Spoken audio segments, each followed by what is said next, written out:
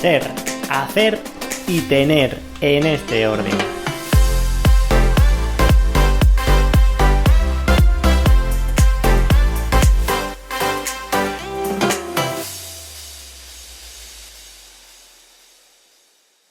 Estamos con Victoria Cadarso, una gran psicóloga que se ha formado y lleva muchos años cambiando vidas.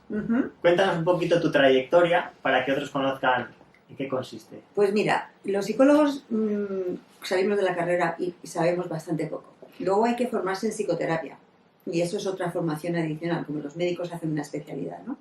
Entonces yo me he formado en todas las psicoterapias que son humanistas.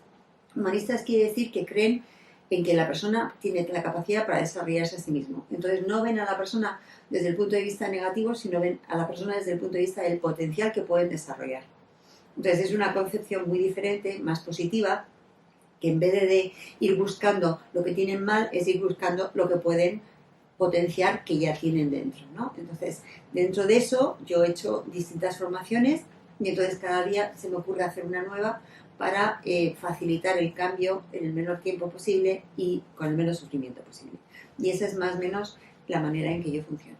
Muy bien, te has especializado en diversas materias y lo que vamos a hablar hoy, habrá gente que no esté de acuerdo. Es totalmente factible, no todos tienen que estar de acuerdo con metodologías.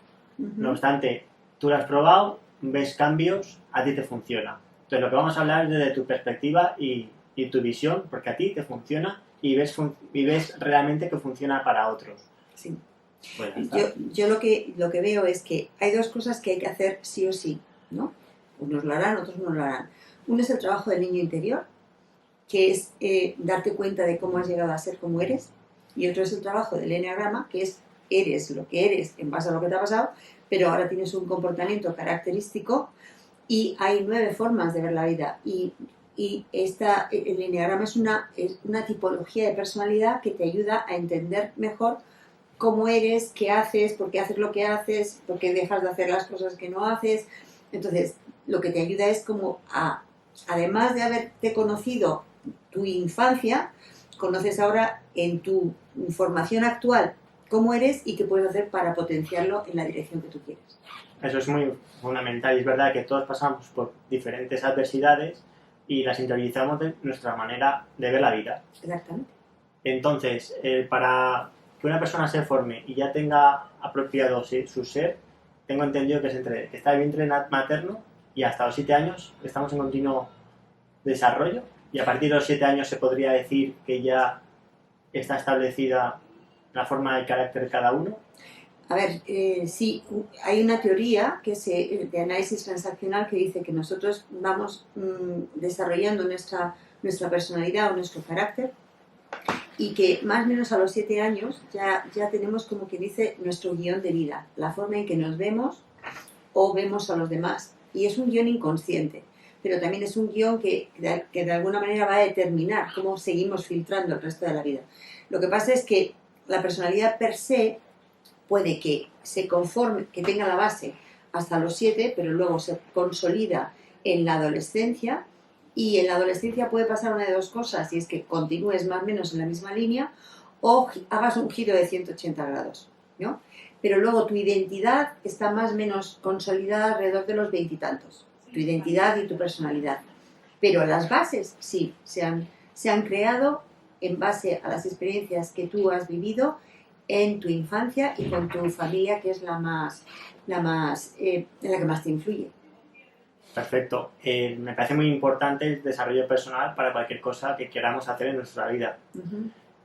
Entonces, como el eneagrama, ¿qué es para ti el eneagrama? ¿Podrías explicar para las personas que no saben qué es el eneagrama, en qué consiste, qué hace, cómo funciona? Sí, pues mira, tú normalmente no sabes quién eres ni cómo has llegado a donde has llegado y tú te conoces más o menos, ¿no? Entonces el eneagrama es una tipología de personalidad, quiere decir que es una manera, una personalidad quiere decir que tienes una manera de pensar, sentir y actuar en la vida. Y es una manera de pensar, sentir y actuar predecible. Es decir, que tú tienes un comportamiento que otros pueden distinguir que ese es tu comportamiento característico, ¿no? Entonces, que no es que tú hoy te comportes de una manera y mañana te comportes de otra, ¿no? La personalidad lo que da es predictibilidad. Pero ¿cómo se ha formado la personalidad? Se ha formado en base a las experiencias que tú has tenido y las defensas que tú has construido para que el exterior no te haga daño. ¿Por qué te va a hacer daño el exterior? Te va a hacer daño por dos razones. Bien, porque no te acepta como eres y eso a ti te duele, y entonces tú vas poniendo una coraza y adaptándote más o menos al entorno, mientras que estás en dependencia, porque tú estás en dependencia con tus padres por lo menos 18 años. ¿Vale? Sí. Entonces tú vas generando una serie de defensas para poder no sentirte mal en ese entorno con tu familia. Pero luego, tú ya habiendo desarrollado esas defensas, cuando tú las has incorporado, ya tú crees que eres eso, pero tú eres más que eso. Tú no eres tus defensas, tú eres tu auténtico ser que está por dentro, ¿no? Entonces, cuando tú más o menos empiezas a conocerte a ti mismo y haces desarrollo personal, te das cuenta de que todo eso que has construido ha sido para pertenecer a esa familia o al entorno que te ha tocado, pero que a lo mejor tú no estás a gusto contigo mismo. Entonces es el momento de tratar de entenderte, de cómo eres, por qué haces lo que haces, cómo has llegado a lo que has llegado, y eso es, para mí, la mejor herramienta es el eneagrama. Es una tipología de personalidad que no te va a encasillar y te va a meter ya, ala, tú eres un no sé qué. No, es una tipología de personalidad dinámica, y esto es muy importante, porque normalmente en las empresas y en las escuelas y en psicología, perdón, te hacen test, entonces ya te han clasificado. No es para clasificarte, es para que tú entiendas cómo has llegado a ser como eres, y desde ese ser con la que tú te has identificado, ¿qué puedes hacer para ser la mejor versión de ese ser? ¿No? Y entonces el eneagrama te marca un camino, te dice, este tipo para mejorar tiene que hacer esto y esto y esto. Lo curioso del eneagrama es que tu tipo de personalidad no es un tipo que está completamente definido y completamente diferenciado de otros. Tiene cosas en común con otros tipos. Sí. O sea, los comportamientos que todos podemos hacer son universales, pero las motivaciones de por qué hacemos esos comportamientos son individuales. Entonces, lo que hace el eneagrama es explicarte las motivaciones y los comportamientos, porque si tú solo te fijas en el comportamiento, tú puedes confundir a los tipos. Pero si tú no te fijas en el comportamiento, sino que te fijas en la motivación que hay detrás de hacer cada cosa, entonces tú ya no confundes a los diferentes tipos. Y entonces te das cuenta de que hay muchas maneras de hacer las cosas, de que no hay una única manera. Entonces, lo bueno que tiene el eneagrama es que te hace ser más comprensivo, más tolerante, porque te das cuenta de que tu versión, tu forma de ver la vida no es la única, sino que hay otras 9 formas mínimo, y entonces eso te hace tener más tolerancia y más curiosidad también a los comportamientos de los demás. Sí, esto que me hablas de 9 formas, yo los llamo eneatipos. Eso es. Y es que he visto muchos vídeos, es verdad que cuando yo di tu clase en el eneagrama, a mí me impactó, era un gran desconocido, no lo conocía para nada, lo implementé, me leí un libro que me recomendaste en clase y demás, y yo mismo me encasillé en un número, en un eneatipo. Tú te identificaste. Me identifiqué, porque veía que las características se correspondían. Y me vino bien para conocerme a mí mismo mejor, claro, y entender por qué actuaba según de qué manera. Lo que hablabas ahora que lo has explicado perfectamente. Entonces, la gente se puede liar porque hay mucha gente que habla de este tema en internet, está muy abierto y claro, cualquiera puede subir un vídeo y hablar de algo y no está a lo mejor preparado para ello. Bueno, lo que pasa es que como esto es como todo, ¿no? Tú lees un horóscopo del periódico, sí, y de soy Géminis y hoy me toca no sé qué. Bueno, pues eso es una manera muy estereotipada y además no sirve para gran cosa, ¿no? Pero si alguien te hace una carta astral en toda regla, alucinas. O sea, porque... Yo no la he hecho. Pero... Pues si te la hacen, no te lo vas a creer. Que con tu fecha de nacimiento y con nada más, y con dónde has nacido, te pueden decir muchas cosas de ti que puedes que incluso tú no lo sepas.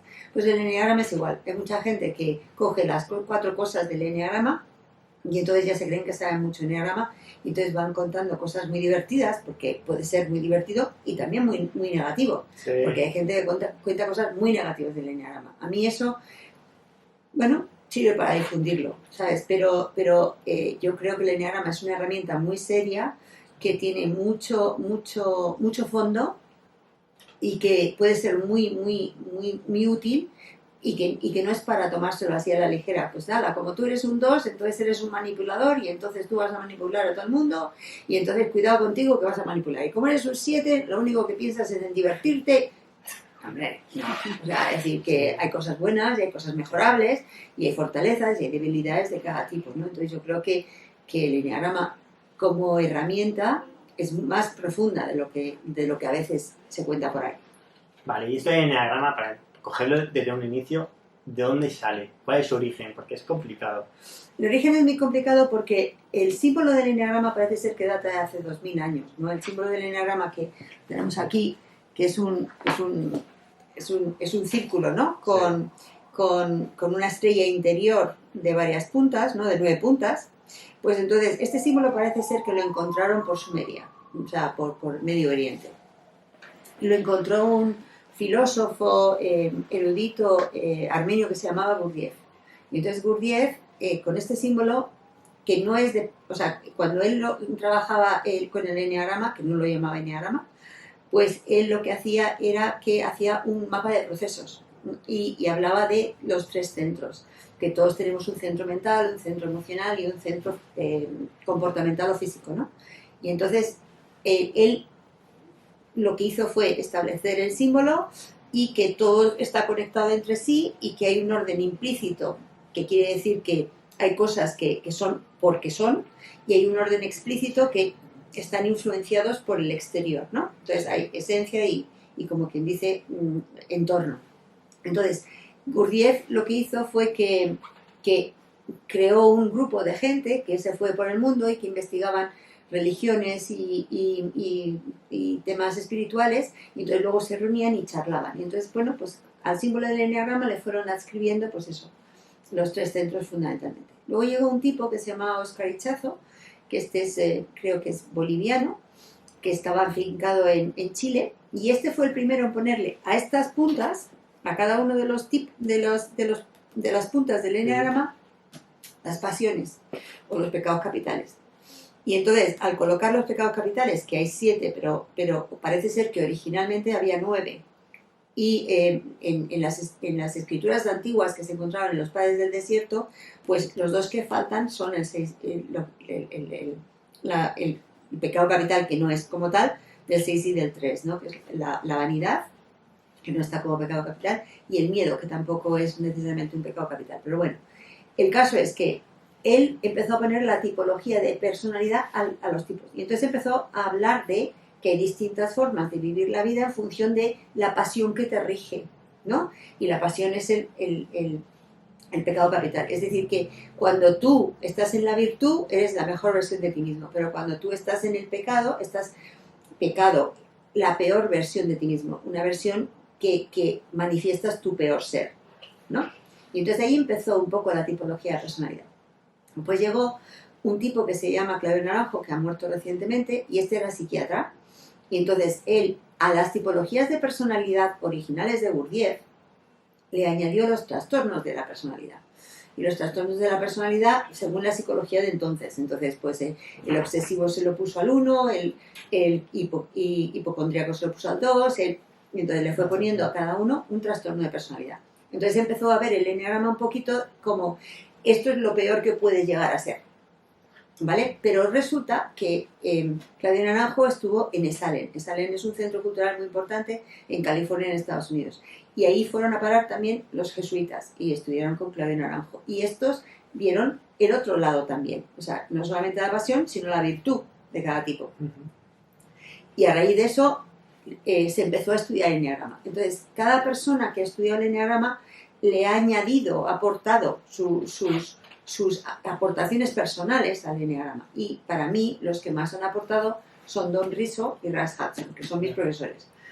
Porque estos han aportado una cosa que no aporta nadie, y es que han aportado los niveles de desarrollo. Es decir, no es lo mismo ser un tipo 3, por ejemplo, en un nivel sano, que en un nivel medio, que en un nivel malsano. Por ejemplo, un 3 en el nivel sano es una persona auténtica, en el nivel medio trata de poner una imagen para gustar, y en el nivel malsano engaña. Entonces, es el mismo tipo, tiene la misma estructura de personalidad, pero se manifiesta en bueno o en malo, o en el camino entre el bueno y el malo. Entonces eso solamente lo tiene la escuela de Riso y Hudson. También Riso y Hudson incorporaron el miedo básico y el deseo básico. Ahora todo el mundo cree que es que esto nació con el enneagrama. No, no. Esto lo incorporó Russ Hudson y Don Riso, y luego Russ Hudson se añadió a esto. Entonces, hay escuelas que no utilizan el miedo básico y el deseo básico. Hay escuelas que solo utilizan la pasión, ¿no? Y entonces, bueno, pues, ¿qué pasa? Que cada vez la gente, cuando ve la maravilla del enneagrama, de que los tipos estén interconectados entre sí, de que tú puedes desarrollar tus cualidades sabiendo que tú tienes una conexión con otros tipos y que estos te pueden enseñar lo que te falta, bueno, pues a raíz de eso ha habido mucha gente que está haciendo desarrollos. Yo, por ejemplo, he hecho uno, perdón, que es correlacionar los tipos del enneagrama con los tipos de apego. Entonces, si tú tienes un tipo de apego, pues puede ser más un tipo de enneagrama que otro, ¿no? Y los tipos de apego tienen que ver con cómo te relacionas con la gente. Otra correlación que estoy haciendo ahora es que tiene que ver con las relaciones. Y hay tipos que son más masculinos, tipos que son más femeninos, o tipos que funcionan más desde el padre, tipos que funcionan más desde el niño, tipos que funcionan más desde el adulto. Entonces, esto es mío. Pero ¿qué pasa? Que en el momento que tú lo empiezas a contar, pues ya como forma parte del enneagrama. Sí. Entonces, es un ente vivo el enneagrama. Entonces, hay mucha gente que ha ido aportando pequeñas cositas, ¿no? Pero los que más han aportado, y por eso yo estudié con ellos, es el Don Riso y Russ Hudson, desde mi punto de vista, además de Claudio Naranjo, ¿vale? Sí, sí. Entonces, aprovechamos para comentar el libro, se llama La sabiduría del enneagrama. Tienen 3 libros importantes. Este es el que tiene más de todo, ¿no? La guía completa. Sí. Muy bien. Pues mira, aprovechando ya que estamos hablando del libro, yo soy consciente que has escrito muchos libros y este es tu último libro. Aplícate el enneagrama con el método FACE. Lo que hemos hecho es crear un método que te permite hacer un cambio siempre y cuando tengas en cuenta todo lo que tienes que hacer para que el cambio se lleve a cabo. Porque tú puedes empezar un cambio, pero si no contemplas todas las variables, que es, en vez de ver el enneagrama como tipología de personalidad, es ver el enneagrama en dimensiones. Es decir, que si en tipos de personalidad el 1 pues es el perfeccionista, el 2 es el ayudador, el 3 es el triunfador o el conseguidor, el 4 es el original, el 5 es el investigador, el 6 es el que duda, el 7 es el disfrutador, el 8 es el que reta, el retador, y el 9 es el pacificador, pues no lo vemos así. El 1, en vez de ser, como quien dice, el perfeccionista, pues sería la dimensión de cómo ves tú la vida, qué creencias tienes. El 2 sería cómo te relacionas, ¿no? Porque el trato con el otro. Sí. El 3 sería qué te motiva.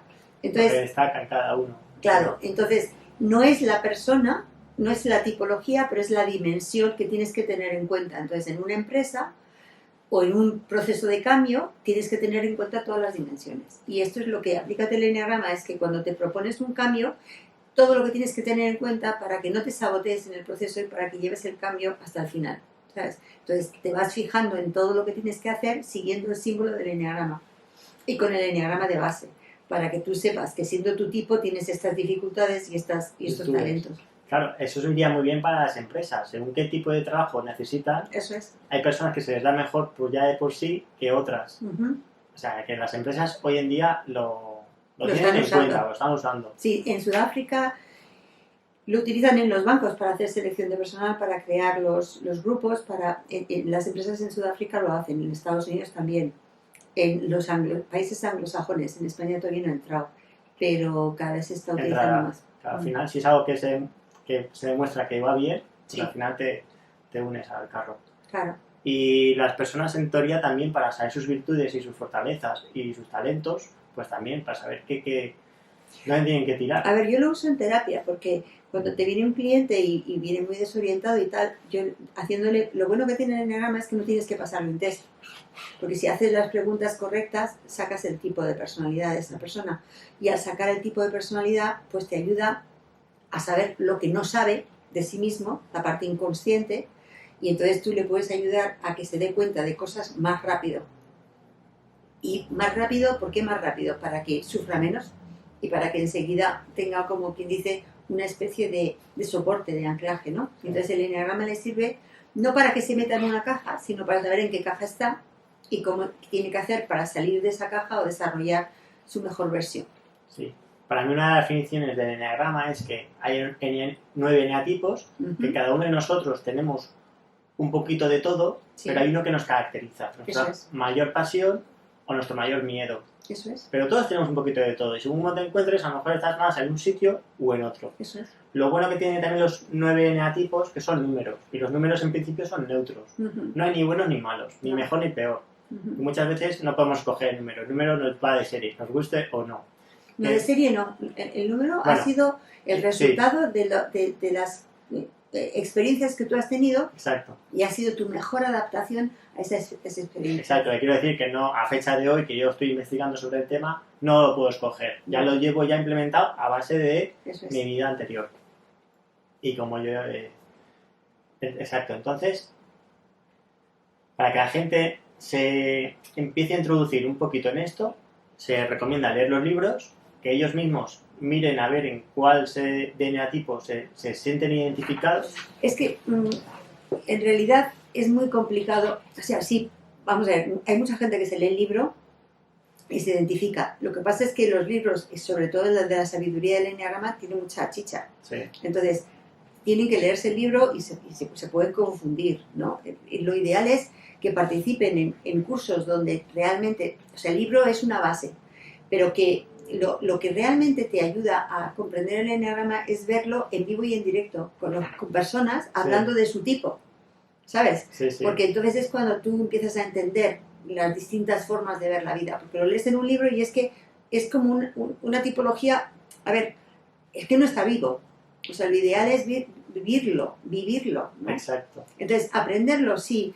hay muchos vídeos en internet, lo que pasa es que son vídeos que muchos de ellos no son muy exactos. ¿Sabes? Son muy divertidos y no son muy exactos. Entonces sí, el libro te va a dar la exactitud, ¿no? Sobre todo este. Lo que pasa es que este libro es un libro que hay que leérselo varias veces, ¿sabes? Esto que comentabas tú de vivirlo me parecía estupendo. Y es verdad que en clase lo hicimos. Sí. Cuando tú exponías un número, pues habría alguien de la clase, que éramos unos 30, que se sentía identificado con ello. Incluso tú ya lo detectas más fácil que nosotros, que por tus años de experiencia. Entonces, cuando esa persona se quería abrir al resto y exponer ciertos comportamientos, ciertas actitudes que había tenido y había actuado de una según qué manera, nos aportaba mucho valor para el resto y conocer más ese eneatipo. Eso es. Que... Eso es lo que más valor sí, es verdad. A mí lo que me gusta es hacer eneagrama en plan dinámico, pero no en plan de te dan, mira, aprenderos esto. No. A ver, vamos a identificarnos y ahora vamos a ver, desde ahí, cómo haces tú tal cosa, cómo haces tú tal otra, ¿no? Sí.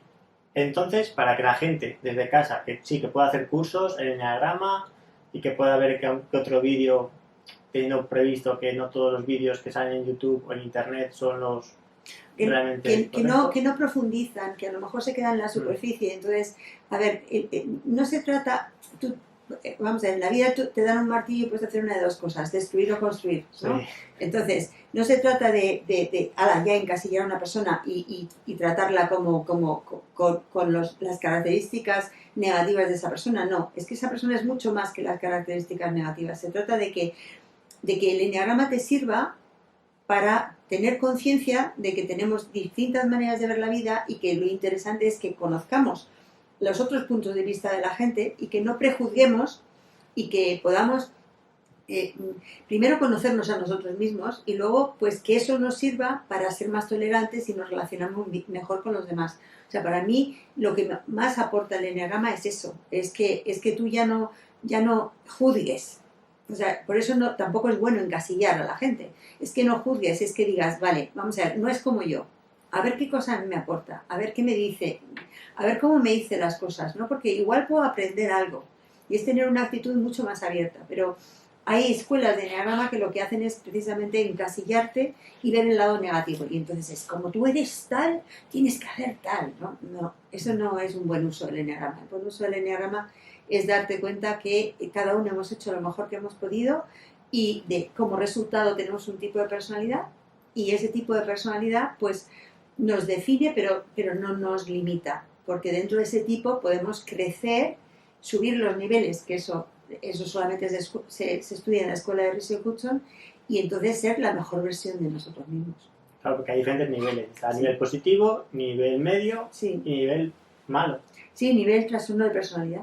O sea, es decir, que tú cuando estás en el nivel sano es como que vibras en el amor y entonces cuando estamos enamorados pues vemos lo mejor de los otros, estamos felices, no criticamos, no juzgamos.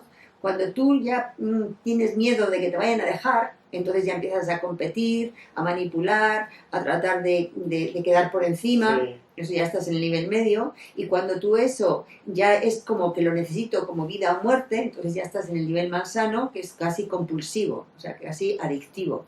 Entonces ahí puedes llegar a hacer comportamientos muy más sanos. Para que las personas lo entiendan mejor, al menos a mí me funcionó muy bien. Pues dices un ejemplo en clase, que en las películas o series usan mucho también el enneagrama, sí, para definir a los personajes. Sí. Hablando de niveles sanos e insanos, comentaste en clase que en el número 1, la actriz Mary Poppins, sí, podría ser un 1 positivo, sí, y en la parte contraria la señorita Rottenmeier, sí, también es un 1, pero en la parte negativo. Eso es. Entonces esto puede ser que a la gente le ayude a enfocar estos perfiles de personajes que son actrices, pero que cada uno desarrollaba un papel distinto siendo el mismo eneatipo. Totalmente. Parece ser. Eso es así. Muy bien. Efectivamente. Y entonces tienes la mejor versión y la peor versión, pero sigue siendo el mismo tipo. Entonces por eso la gente se confunde mucho, porque si solamente se queda con el estereotipo, pues entonces no es una manera muy adecuada de ver el enneagrama. Pues ya que estamos hablando de esto, sí, como película o serie o lo que se te ocurra, para ti, ¿cuál recomiendas a la gente que pueda ver y pueda identificar este tipo de personajes? Mira, yo la verdad es que me hizo mucha gracia porque la serie esta, Mujeres Desesperadas, tenía todos los tipos, porque es que en Estados Unidos ya utilizan, y en muchos otros sitios, la tipología del enneagrama para crear los personajes.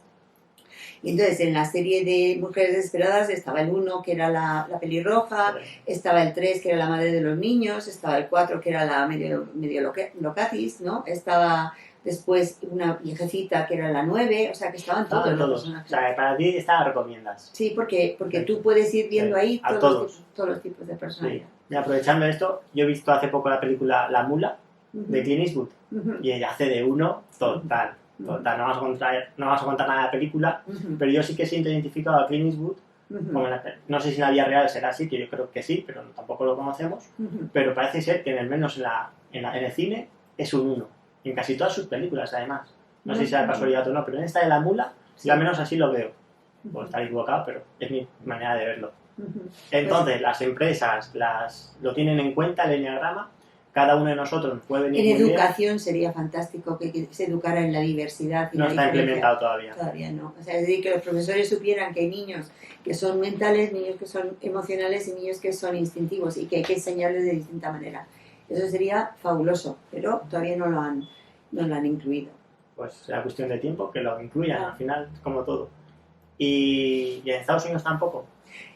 No, todavía no. Tampoco. Todavía no. O sea, esto es, pero vamos a ver, el enneagrama cada vez cobra más importancia. Ya. Entonces es cuestión de que a alguien se le ocurra y lo instale. Yo no soy un experto en enneagrama, pero leyéndome el libro que me recomendaste, me pude identificar, me pude conocer mejor, al menos eso creo, y pude interpretar también la manera de ser de mis seres más cercanos y queridos. Con lo cual me vino muy bien para entenderlos, comprenderlos y lo que tú dices, no juzgar. Eso es. Y verlos de otra manera. Y me ha ayudado mucho, tanto a nivel laboral como a nivel familiar. Claro que sí. Así que yo desde aquí os invito a que conozcáis esta tipología se llama enneagrama. Os damos algunos libros y herramientas que os pueden ayudar. Y si cualquier consulta, pues aquí tenéis una experta que estáis en Madrid. No sé si hacéis también online, offline. No, yo tengo cursos en Madrid, pero también voy a dar cursos en Barcelona, en una escuela allí en Barcelona, y luego pues a veces me contratan para distintos sitios y yo voy donde me digan. La verdad, también tengo toda la formación que yo hago online, offline, o sea, en presencial la tengo online. Entonces la gente lo puede hacer desde cualquier parte del mundo. Sí. Pues va bien conocerlo. Sí, sí. Victoria Cadaso, acordarse bien. Aquí en Madrid. Pues muchísimas gracias. Nada, ya para finalizar, sí, último minuto. ¿Qué es para ti el éxito? Hacer lo que te gusta y disfrutarlo. Y no hacerlo de forma atropellada, sino hacerlo de forma tranquila, sosegada. O sea, no tenemos prisa, sino vivir el momento presente. Eso es muy importante, porque yo soy de los que me incluyo, que vivo muy deprisa o con prisas y no es bueno. Ya, pero cuando llegas a mis años y la vida te para, te enseña que hay que ir más despacio. Pues muchísimas gracias por tu tiempo, que es lo más valioso que tenemos en esta vida, Sí, claro. en este mundo, y hasta la próxima. Vale, Muchas gracias. fenomenal. Muy bien. Si te ha gustado el vídeo, dale me gusta, suscríbete y compártelo, muy importante. Así también te digo que estamos en Facebook, en Instagram, en iVoox y nuestra página web www.consiguetuexito.com. Gracias.